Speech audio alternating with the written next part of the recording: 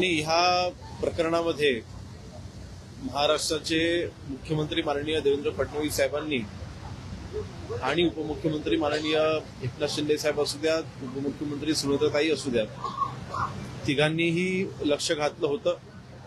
विशेष म्हणजे गृहमंत्री म्हणून माननीय मुख्यमंत्री मोदयांनी पहिल्याच दिवशी सूचना दिल्या होत्या.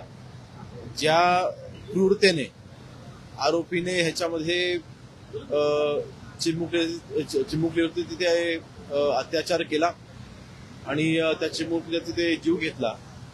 मला वाटतं पहिल्या दिवसापासूनच आपणा सर्वांचीच मानसिकता ह्यामध्ये स्पष्ट होती की आरोपीला कठोरात कठोर शिक्षा झाली पाहिजे, अगदी त्याला फाशी झाली पाहिजे, अशा पद्धतीची मानसिकता तुम्हा सर्वांचीच होती.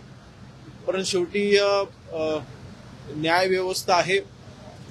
आज न्यायालयामध्ये काय निकाल लागेल याची मला कल्पना नाही, परंतु पोलिसांकडनं आरोपीला कठोरात कठोर शिक्षा होण्याकरिता ज्या काही कागदोपत्री किंवा चौकशीमध्ये ज्या काही गोष्टी आढळून आलेल्या आहेत, शेवटी क्रूरता जी जागेवरती दिसली ती कागदावर देखील आली पाहिजे.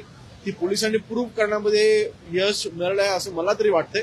म्हणून थोड्याच वेळाने निकाल लागेल आणि त्याच्यामध्ये पोलीस विभागाने केलेली कामगिरी त्याच्यामध्ये लक्षात येईल. बीडमधील काही तरुणांना म्यानमारमध्ये ओळख ठेवलंय आणि विविध सायबर फ्रॉड त्यांना करायला लावतात. दोन्ही देशांच्या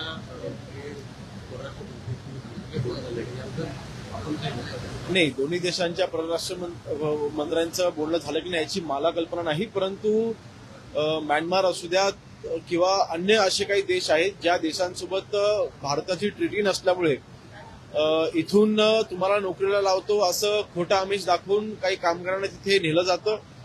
त्यांना तिकडे ठेवून त्यांचे पासपोर्ट जप्त केले जातात आणि ते सीज करून त्यांच्यावरती बळजबरीने सायबर फ्रॉड करण्याकरिता त्यांना प्रवृत्त केलं जातं. अशा पद्धतीच्या काही केसेस आढळल्या होत्या आणि त्या अनुषंगाने मी सांगू इच्छिते की मागील 5-6 महिन्यांमध्ये आपल्या भारताच्या अनेक अशा यंत्रणा आहेत ज्या याच्यावरती काम करत आहेत. त्यांनी अतिशय उत्तम कामगिरी केलेली आहे. हजारोच्या संख्येने आपण कामगारांना तिथून सोडवून आपण पुन्हा भारतामध्ये आणण्यामध्ये आपण यश प्राप्त केलेलं आहे. त्यामध्ये महाराष्ट्र पोलिसांनी देखील उत्तम कामगिरी केलेली आहे. मला वाटतं ज्या ज्या देशामधनं हे सायबर फ्रॉड केले जात आहेत त्या त्या ठिकाणच्या अडकलेल्या आपले जे बांधव आहेत किंवा आपले भारतीय बांधव आहेत किंवा भगिनी आहेत त्यांना सोडवण्याचं काम आपला विभाग करते. या पर्टिक्युलर केसची माझ्याकडे माहिती नाही, परंतु नक्कीच मागील 6 महिन्यामध्ये सायबर फ्रॉड जिकडनं घडतंय त्या ठिकाणावरून आपण जे पीडित आहेत त्यांना आणण्यामध्ये आपण यश प्राप्त केलेलं आहे.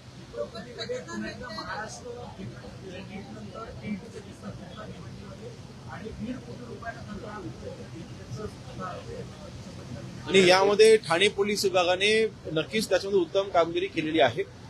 त्यांनी जो सापळा रचला त्या सापळा रचल्याच्या नंतर हा गुन्हा उघडकीस आला. तिघांना आपण याच्यामध्ये अटक केलेली आहे. आता याच्यामध्ये मूळ म्हणजे विशेषतः त्यांना हा पेपर कसा मिळाला ह्याची चौकशी सध्या अजून चालू आहे आणि मला वाटतं चौकशीच्या अंती हेच लक्षात येईल आणि शेवटी त्यांची मोडस ऑपरेटिंग काय होती, त्यांना हा पेपर कसा मिळाला, त्याच्यामध्ये कोण शिक्षण विभागामध्ये याच्यामध्ये कोण इन्व्हॉल्व होतं का याची संपूर्ण माहिती ही चौकशीच्या अंती समोर येईल. या प्रकरणामध्ये जो मुख्य आरोपी आहे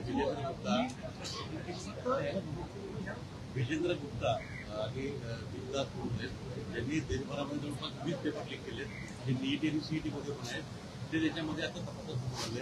अद्यापही तो आरोपी जो आहे नाही, मी तेच म्हणतोय ह्याच्यामध्ये अजून काय आपण चौकशी थांबवलेली नाही. प्राथमिकदृष्ट्या आपण ज्या तिघांना अटक केलेली आहे शेवटी मूळ कुठे आपण आपला तपासायचं आहे की ह्यांनी नक्की हे पेपर कसे मिळवले.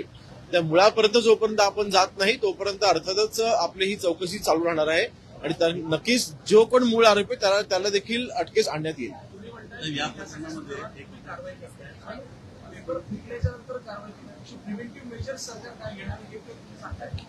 नाही बघा, शेवटी त्या त्या विभागाने ज्या विभागाच्या मार्फत ही यंत्रणा राबवली जाते किंवा ज्या विभागाच्या मार्फत ही एक्झाम घेतली जाते तिकडनं अर्थातच उपाययोजना होणं आवश्यक आहे.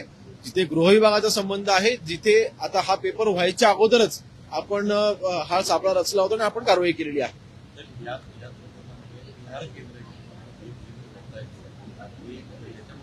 वेगवेगळ्या माध्यमातून ज्यावेळेस पेपर जे आहेत ते महाराष्ट्राच्या बाहेर प्रिंटिंगला देतात आणि तिथून पेपर लीक होतात. याआधी देखील अशी बऱ्याच वेळा घटना घडत होत्या. पेपर प्रिंटिंग जे आहे ते आपल्याच कस्टडीमध्ये का घेतलं जातं? आणि मला वाटतं ह्याच्यामध्ये एकदा ह्यांची मोडस ऑपरेंडी लक्षात आली की हे कशा पद्धतीने हे पेपर मिळवून घेत आहेत.